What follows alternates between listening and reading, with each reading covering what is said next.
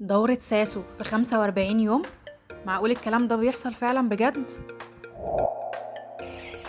أهلا بيك عزيزي المربي في فيديو حقل جديد.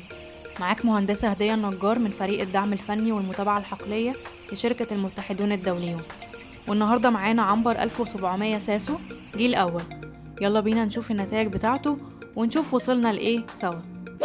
بس قبل ما أبدأ خليني أقولك إن جوه كل مزرعة فيه الحلو وفيه الوحش، وعلشان نطلع منها الحلو وبس بنبذل مجهود كبير. وبطل الرحلة النهاردة كان القطيع ده، واللي عدى بحاجات كتير قوي لحد ما خرج لنا الدهب الأحمر اللي انتوا شايفينه ده. تاريخ النهاردة نقوله 43 يوم.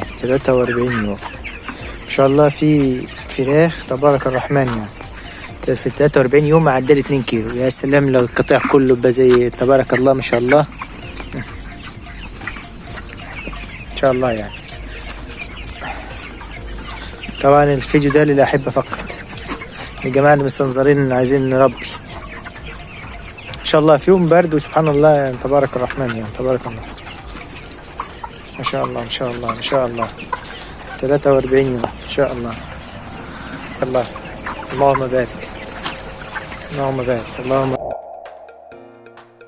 المربي اللي معانا النهاردة نزل قطيع عبارة عن 1700 طائر، واللي من نوع ساسو جيل أول. وبالمناسبة الساسو الجيل الأول ده بيكون نتيجة لتزاوج ذكور جيل أول مع إناث جيل أول، واللي بيتميز عن الجيل التاني في إنه أفضل طبعا في المناعات بكتير، مقاوم أكتر للأمراض، وطبعا أفضل في التحويل وفي الأوزان. وأكيد سعر الكتكوت بتاع الجيل الأول بيكون أغلى من سعر الكتكوت بتاع الجيل التاني، لكن طبعا العائد من الفراخ بتاعت الجيل الأول بيشفع لها سعر الكتكوت. بالمناسبة الساسو الجيل الأول بيقعد حوالي 60 يوم علشان يوصل لوزن 2 كيلو، ولو ربنا كرم المربي وكان بيتعامل معانا بالبرنامج الأورجانيك بيوصل لأوزان خيالية تانية خالص. الطبيعي في الساسو إنه بياكل 4 كيلو ونص علف محبب، واللي طبعا بيتقسم لعلف بادي وعلف نامي وعلف ناهي.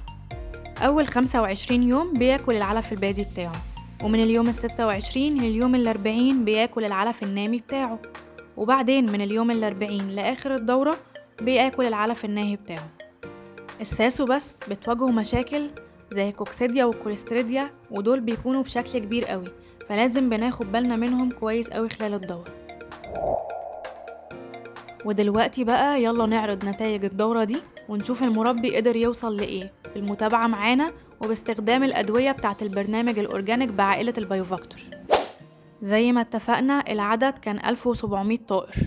المربي أكل لكل طائر فيهم حوالي 3 كيلو و700 جرام علف علشان يخرج وزن متوسط من القطيع 2 كيلو و300 جرام في اليوم 43. بتهيألي النتائج دي خيالية. المربي كان بيأكل علف نيو هوب، وزي ما قلنا نوع الفراخ اللي كانت معاه كانت ساسو جيل أول. والجدير بقى بالذكر ان المربي ما تدخلش بأي أدوية خارجية أو أي مضادات حيوية استخدمها على القطيع، يعني القطيع ده 100% أورجانيك.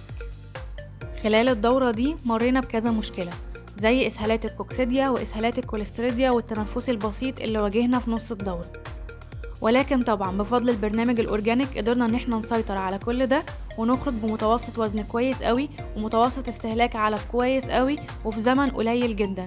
يعني المربي وفر في العلف، وفر في زمن الدورة، وفر كمان في مجهوده وفي الكهرباء وفي الغاز، خصوصا ان احنا في فصل الشتاء. يعني اي يوم واحد من عمر الدورة هنوفر فيه فلوس كتير قوي، من فلوس علف وفلوس عمالة وفلوس كهرباء وغاز وغيره. والمربي بقى بدل ما يوفر يوم واحد، لا هو وفر اكتر من اسبوع ونص او اسبوعين من عمر الدورة. وطبعا ما تنساش ان شركة المتحدون الدوليون للعلف السائل والادوية البيطرية موفرة متابعة مجانية تماما ودعم فني من اول يوم في الدورة لاخر يوم في الدورة لوجه الله، وده لأي مربي بيشتغل بالبرنامج الأورجانيك علشان نوصل سوا كلنا لأحسن نتيجة.